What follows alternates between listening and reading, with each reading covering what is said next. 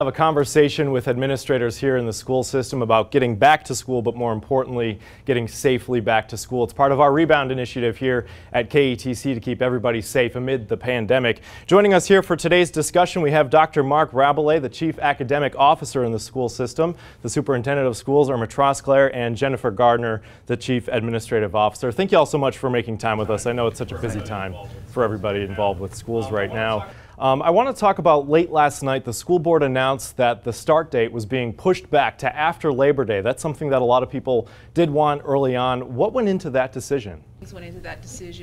All along throughout the summer, as we planned for the start of school, we recognized and we communicated that our plans are very fluid because the situation is fluid.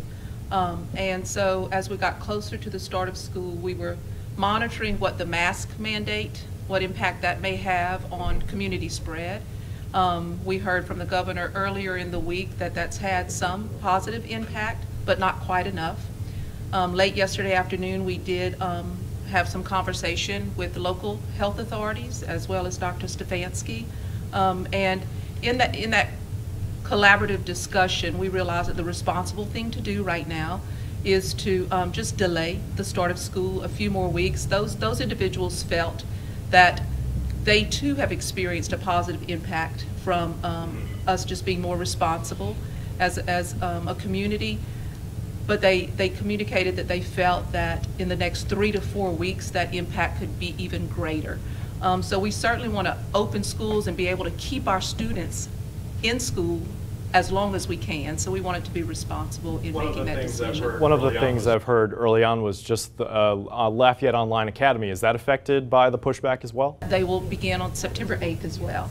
Yes. Now back in July. Now back in July, there was a board meeting to discuss the start of schools and whether it should be pushed back. There had to be a board meeting back then to decide that. Why was it able to be decided last night, just how it was in a news release? Because I have, of course, that authority to make decisions through this pandemic. I certainly touched base with individual board members just to let them know what we felt as a staff needed to happen. We didn't want to delay at all the announcement of that. We know parents need to make, families need to make decisions. So we needed to get the information out as soon as possible. Is there a threshold that you'll be looking at in terms of public health when it comes to perhaps infections? I know like in New York City, they're saying, oh, 3%, we're not going to have in-person learning. Here in Lafayette, I mean, at the end of July, I think it was about 16% positive tests coming back. Is there a certain threshold that you'll be watching? Dr. Stefanski and others, and we remain in constant communication with them. I know Ms. Gardner yesterday spoke with them about speaking weekly. Just to kind of get guidance as we've received all summer on what that looks like. There are some recommendations as far as for when we close an individual school or a classroom. Right. But it's a very fluid situation. Our top priority, of course, is safety of our staff and our students. So we'll just continue to follow the recommendations of the departments of health. Is there any number that they've given? I know in your conversations, are they saying a specific threshold of infections? For each facility, whether it's a hospital or whether you're looking at the positivity case through that is released on the percentage, like you said, 16%, which I think it was the current yesterday in the Region 4. Yeah. So there's no specific measurable metric that we're specifically using. It's a lot of collaborative partnership with our local health authorities and hospitals that we've been able to create.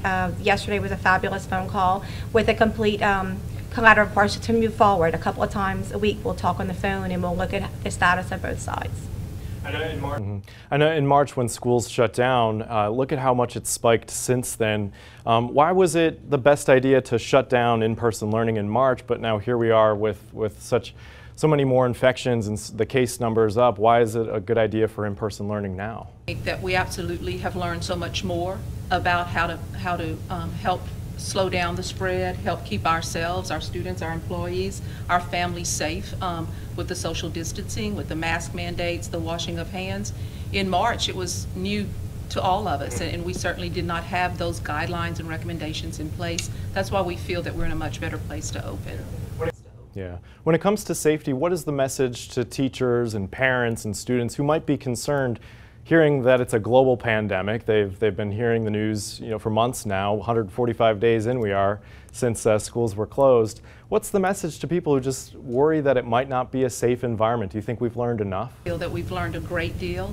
I know that our administrators, our district staff, our employees will certainly take safety very seriously and as a top recommendations of the Louisiana Department of Health, CDC, the Board of Elementary and Secondary Education, and we've made certain that we've equipped our employees with all the PPE things that they need to keep their classrooms safe.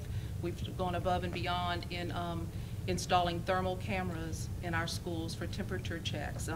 So yes, I do believe that we've created safe teaching and learning environments for our students. We know this disease, COVID-19, is especially difficult for people who have pre-existing conditions. Are there any high-risk personnel? Have they come to you with any concerns, and are there any accommodations for people who might fall into that category? So we've asked the school staff, the principals, the administrators, to go ahead and make a list of anyone that came to them with a concern of being at high risk, and with our Lafayette Online Academy to see what we can do to get those teachers in a Lafayette Online position to support our students. We will also, we're going to use the ADA absolutely accommodations to be able to help anybody we can with those health concerns. Again, like the superintendent said, that is our #1 priority is the health of our staff, our faculty, our teachers, our students. So we are moving forward with a plan, which we've had all along, to support that. I know we've had conversations with some elderly faculty members who chose not to come back. Retirements year to year. Where are we looking right now in the Lafayette Parish school system? Beginning of this month, we were 1 down from where we were last year at this time in the same time period. I think last year we had 61. Yes, 61. And 60 right now. As of August 1st, we only had 60. We're on target with where we've been in the past.